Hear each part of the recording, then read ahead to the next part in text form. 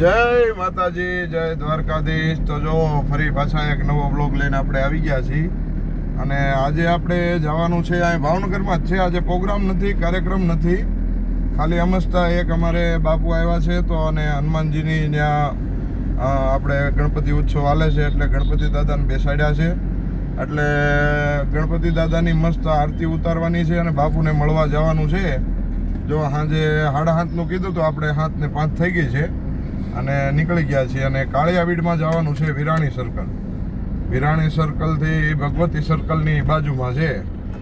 તો ચાલો બન્યા રહેજો. આજે ગણપતિ દાદાના દર્શન કરાવી અને ગજાનંદ મહારાજને પ્રાર્થના કરીએ કે આવા નવા વ્લોગ અમારા હાલતા રહે. હાલો તો બન્યા રહેજો, મસ્ત મજાના દર્શન કરાવી છે. છેલ્લે સુધી બન્યા રહેજો, મળીએ આગળ કન્ટિન્યુ. મિત્રો આમ જોવો તમે, જમાનો ક્યાંથી ક્યાં પહોંચી ગયો છે. સ્વચ્છ ભારત કા ઈરાદા ગાડી ઉપર જો માણસો બેઠા છે, જોવો તમે. અને હાનનું કામ ચાલુ છે. ઓ ભાઈ જો, સ્વચ્છ ભારત કા ઈરાદા. હા વાહ દોસ્તો, આ બાકી જમાવટ તો એને જ છે. હો જોરદાર મીટિંગ હાલે છે પણ જો તો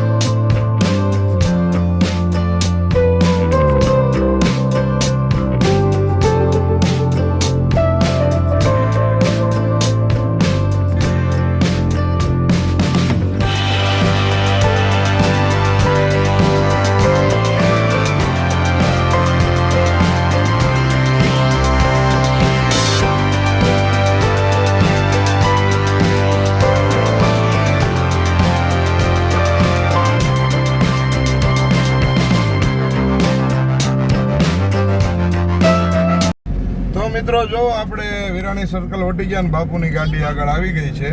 હવે બાપુના સગા છે અહીંયા, લગભગ એમના ભાઈ છે એટલે ત્યાં જવાનું છે. જો આપણે બાપુની ગાડી પાછળ જઈએ છીએ એટલે ચાલો તો હવે બન્યા રહેજો વ્લોગમાં, તમને આગળ બધા દર્શન કરાવશું. કન્ટિન્યુ. હા બાપુ ઉસ્તાદ દાદા બાપુ દાદા મજા એકદમ મોજ.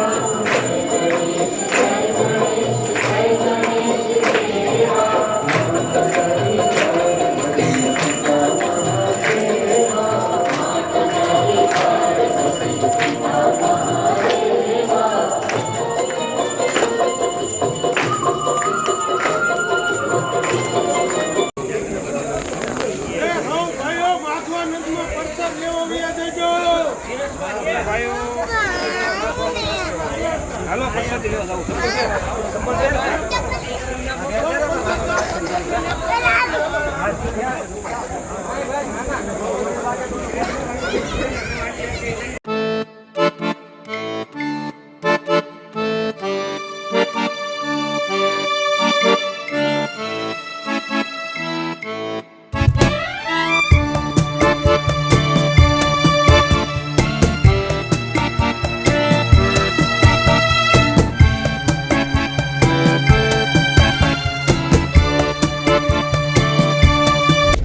તો ફાઇનલી મિત્રો જો આપણે દર્શન કરીને આવ્યા છીએ અને બાપુ હારે બેઠા બેઠા તે અમે લગભગ કલાક દોઢ કલાક બેઠા અમે જો ગાડીમાં બેઠા હતા આનંદ આવ્યો ને આ શું છે પ્રસાદી લેવા બધા જતા હતા પણ આજે અમારે હરિહર લગભગ વહેલું થઈ ગયું હતું મહેમાન આજે આખો દી હતા એટલે જમવાનું 2-3 વાર થઈ ગયું હતું નાસ્તો પાણી એવું બધું થઈ ગયું હતું એટલે જમવાની કાંઈ ઓલી હતી નહીં પણ પ્રસાદી બાપુએ આપી છે જો 5 લાડવા આપ્યા છે ગણપતિ દાદાના તો બધાએ મિત્રો ચાલો પ્રસાદી ખાવા પધારો હાલો અને પ્રસાદી ન ખાવી હોય તો કોમેન્ટમાં જય ગજાનંદ મહારાજ લખી નાખો ભાઈ જય ગજાનંદ મહારાજ હા તો જો ગણપતિ દાદાના મસ્ત મજાના દર્શન થઈ ગયા છે તો ચાલો હવે આપણે ધીમે ધીમે નીકળીએ ઘર બાજુ કન્ટિન્યુ